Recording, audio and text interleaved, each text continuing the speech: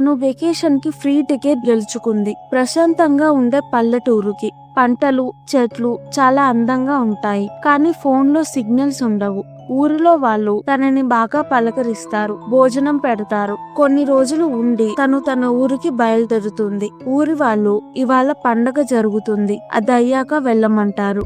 రోజు రాత్రి తనకి డ్రమ్ సౌండ్ వినిపిస్తూ ఉంటుంది. ప్రతిరోజు పొద్దున ఒక టూరిస్ట్ మాయమవుతున్నారు. వాళ్ళ రూమ్ లో వస్తువులు ఏమీ ఉండవు. ఊరి వాళ్ళు మాయమైన టూరిస్ట్ గురించి అసలేమీ మాట్లాడరు. పంటల్లో దిష్టి బొమ్మలకి కొత్త బట్టలు వేసి ఉంటాయి. పండగ ఆఖరి రోజు ఊరి వాళ్ళు ఒంటి మీద ఏవో సింబల్స్ గీసుకొని ఉంటారు.